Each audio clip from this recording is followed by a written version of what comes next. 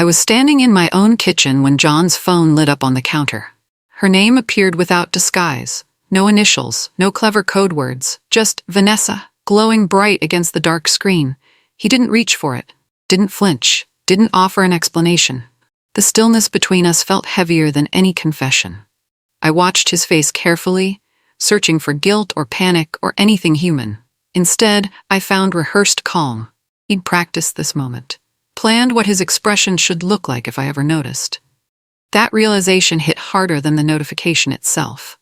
I wasn't discovering an affair, I was watching a performance. And performances only work when the audience doesn't know they're scripted. I picked up my coffee mug and took a slow sip, letting the silence stretch between us. John finally glanced at his phone, then at me, testing my reaction. I smiled. Not a broken smile or a suspicious one, just normal. The kind of smile I'd given him 1,000 mornings before. Relief washed across his face so clearly I almost laughed. He thought my smile meant safety. Thought it meant I hadn't noticed or didn't care. He kissed my forehead on his way out, whistling as he grabbed his keys. I stood at the window and watched his car disappear down our tree-lined street. Then I sat down at the kitchen table and opened my laptop. If he'd been rehearsing, I needed to study the script. Vanessa's social media wasn't hidden. Her profile was public, confident, filled with photos that told me everything. There was John at a restaurant I'd never been to, laughing at something off camera. John on a hiking trail I didn't recognize, his arm around her waist. And there, in one photo from 3 weeks ago, was my wedding ring. Not on my finger, on hers. She'd captioned it with a heart emoji and the words, "New Beginnings." 47 people had liked it. Some of them were names I recognized from John's work. They knew. They'd been watching this unfold in real time while I made dinner and paid our mortgage and believed my husband when he said he loved me. I didn't confront him that night, or the next. I watched instead. Patterns emerged quickly, once I knew what to look for. Tuesday and Thursday evenings he worked late, except his office building's parking lot was empty when I drove past at 7. Saturday mornings, he went to the gym, except his gym clothes came home perfectly clean. Sunday afternoons he visited his mother, except when I called her to check, she said she hadn't seen him in 3 weeks. The lies had structure, they repeated on a schedule. This wasn't passion or impulse, it was organized, calculated. They'd built a routine around my absence. I started making copies. Bank statements first. Our joint account showed transfers I'd never approved. 500 here. 1,000 there. Small enough that I wouldn't notice unless I was looking. But when I added them up over 6 months, they totaled nearly $20,000. I photographed every statement, every receipt, every transaction that didn't make sense. I created a folder on my laptop labeled Tax Documents 2024. John never looked at financial paperwork. He wouldn't open it. Late one night, while he slept, I went through his phone. The messages were worse than I'd imagined. Not because they were romantic, but because they were practical.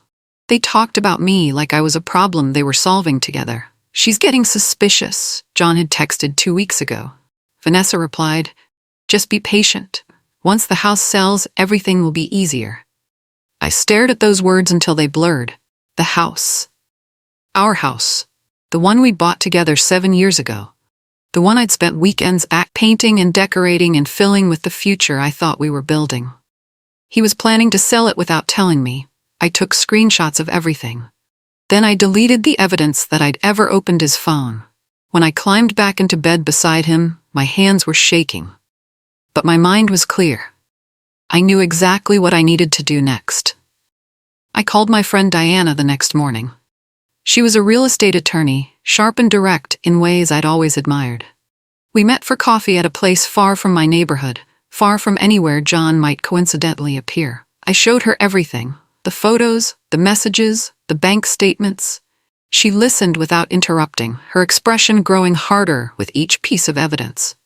When I finished, she leaned back and said, "Lucy, you have enough to destroy him in court. But if you want my advice, you should move faster than he expects." She slid a business card across the table. "This is who you call.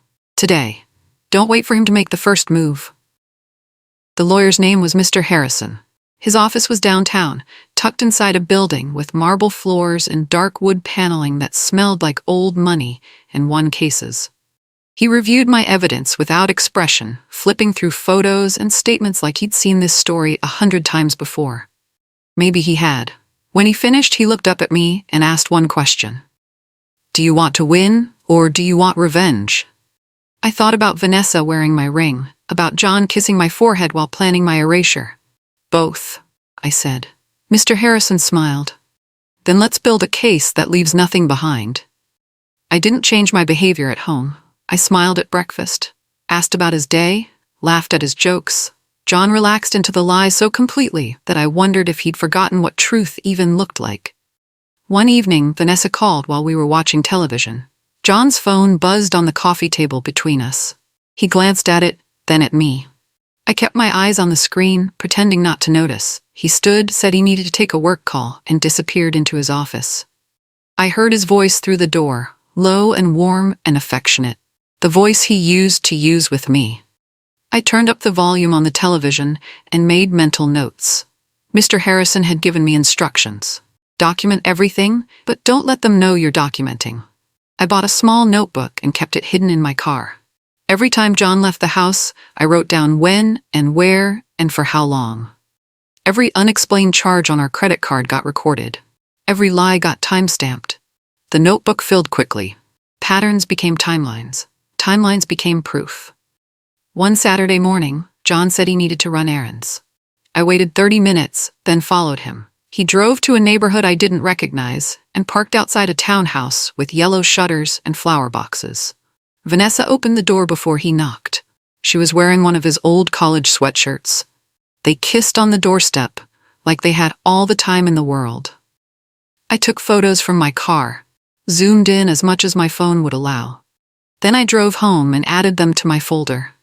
That night at dinner, John talked about his day. He'd gone to the hardware store, he said, picked up supplies for a project he was planning. I asked what project. He stumbled through an answer about shelves he wanted to build in the garage. I nodded and poured him more wine. Later, when he fell asleep on the couch, I searched the car. No hardware store bags, no receipts.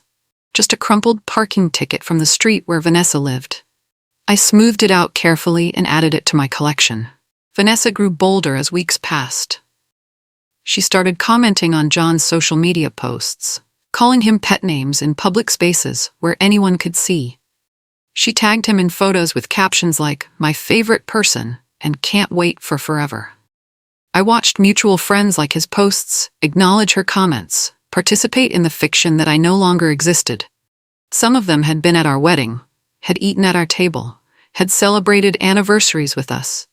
Now they were witnesses to my replacement, and none of them thought to ask where I'd gone. It would have hurt if I'd let it. Instead, I screenshotted every post and saved every comment. Their silence would be evidence, too. Mr. Harrison filed the divorce papers on a Tuesday morning. I didn't tell John they were coming. The process server arrived at his office at 11, interrupting a meeting Vanessa had mentioned in her Instagram story. She'd posted a photo of coffee cups and laptops with the caption, "Power couple working hard." The server handed John the envelope in front of his colleagues and Vanessa herself. I wasn't there to see his face, but Diana called me 20 minutes later, laughing. "He just tried to call me," she said. "Left a voicemail asking if I knew anything about this. He sounds panicked." Good. Panic makes people careless. And I needed him careless for what came next. John came home that evening looking smaller than I'd ever seen him. He held the divorce papers like they might explode if he moved too quickly. "Lucy," he started, his voice shaking, "we need to talk about this. I don't understand what's happening." I looked up from the book I was reading, calm and unbothered. "You don't understand?" I asked. "I filed for divorce, John. It's not complicated." His face shifted through emotions too fast to track. Confusion. Anger. Something that might have been guilt. "But why?" he asked. "Everything's been fine." I smiled the same smile I'd given him that morning months ago when Vanessa's name first appeared. "Has it?" I asked. Then I went upstairs and locked the bedroom door. The preliminary hearing was scheduled for 3 weeks later. In that time, John tried everything. He apologized through the bedroom door, left flowers on the kitchen counter, Sent long text messages about misunderstandings and second chances. I responded to none of it. Mr. Harrison had been clear. Don't engage. Don't negotiate. Let him think you're emotional and irrational. Let him underestimate what you actually know.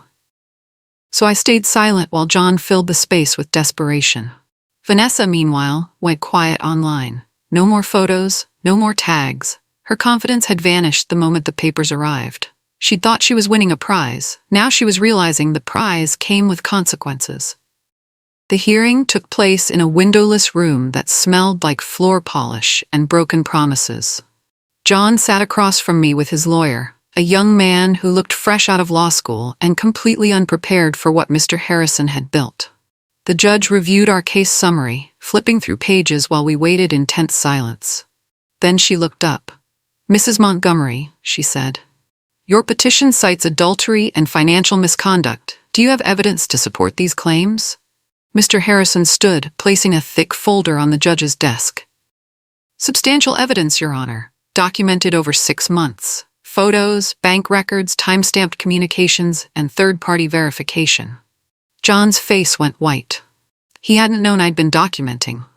He'd thought I was blindsided and broken. The judge spent 20 minutes reviewing the evidence.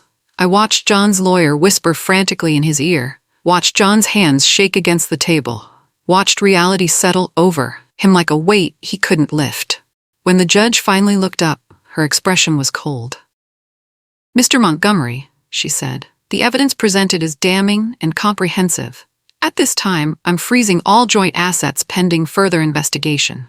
The family home will remain under Mrs. Montgomery's exclusive control. We'll reconvene in 30 days for final proceedings." The gavel came down hard. John tried to speak, but his lawyer grabbed his arm. It was over, not the marriage, that had been over for months, but the performance, the lies, the pretending. I drove home alone while John stayed behind arguing with his lawyer in the parking lot. Their voices carried through my open window as I pulled away. When I reached our house, my house now, legally, I walked through rooms that suddenly felt bigger, lighter. I made tea and sat in the kitchen where this had all started, where Vanessa's name had first appeared on a phone screen. I thought about the woman I'd been that morning, how she'd smiled and pretended and played the role John expected. I wasn't her anymore. The woman sitting in this kitchen now had filed documents and collected evidence and rebuilt her life while her husband tried to erase her. And she'd won.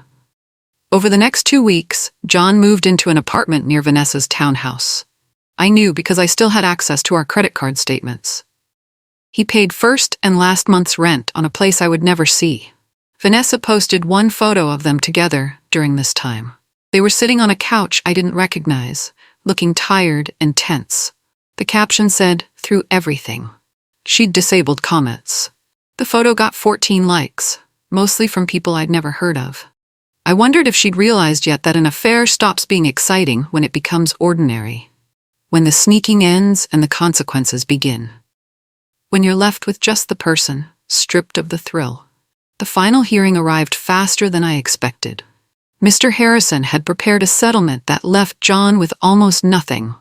Our house would be mine, my retirement accounts untouched.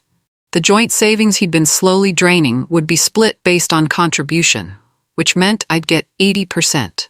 He would keep his car and his personal belongings and the debt he'd accumulated taking Vanessa on dates he couldn't afford.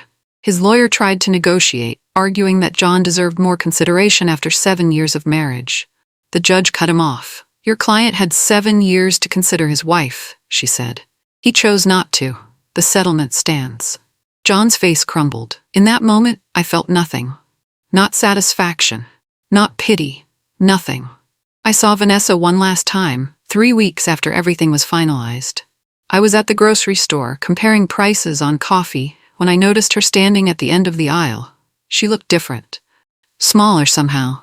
The confidence she'd worn online was gone, replaced by something hollow. She saw me and froze. For several seconds, we just stared at each other across rows of products neither of us cared about. Then she opened her mouth like she wanted to say something. An apology, maybe. Or an excuse. I turned back to the coffee without acknowledging her. I heard her footsteps retreat, quick and uneven. I finished my shopping slowly, peacefully, and drove home. Diana came over that weekend with wine and Thai food. We sat on my back porch, watching the sun set over the garden I'd planted 3 springs ago. "How does it feel?" she asked. I thought about the question carefully. "Quiet," I said finally. "Everything feels quiet now." She nodded like she understood. We ate in comfortable silence, the kind that exists between people who've survived things together. Later, she asked if I'd heard anything about John and Vanessa. I had, through mutual friends who thought I'd want updates. They were still together, but barely, fighting constantly. Struggling with bills John could no longer hide. The affair hadn't survived becoming a relationship. Secrets rarely do. I started therapy 2 months after the divorce was finalized. Not because I was broken, but because I wanted to understand how I'd missed the signs for so long. My therapist, Dr. Walsh, was a woman in her 60s with kind eyes and uncomfortable questions. "When did you stop trusting yourself?" she asked during our 3rd session. The question surprised me. I'd been expecting to talk about John, about betrayal, about moving forward. Instead, she wanted to discuss the moment I'd started accepting lies as truth. "I think," I said slowly, "it was when I decided his comfort mattered more than my intuition." She nodded. "And now?" she asked. "Now," I said, "I listened to myself first.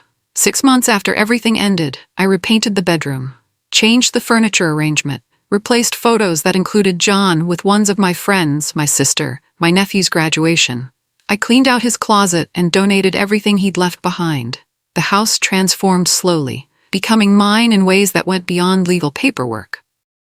I hosted dinner parties, adopted a rescue dog named Pepper, who slept at the foot of my bed, started a pottery class on Tuesday evenings, joined a book club that met monthly, built a life that had nothing to do with what I'd lost and everything to do with what I'd chosen. People sometimes asked if I was dating again. I told them maybe someday. But first I was dating myself. I drove past Vanessa's townhouse one afternoon without planning to. I'd taken a wrong turn and ended up on her street by accident.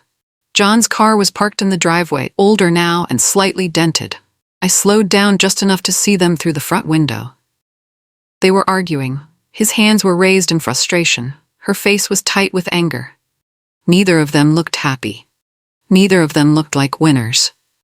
I drove away without stopping, without feeling anything except relief that their life was theirs, and mine was mine. What Vanessa thought was a victory had been the invitation to consequences she never saw coming, and what I'd lost had been the door to everything I'd actually needed. Freedom, peace, the truth, myself.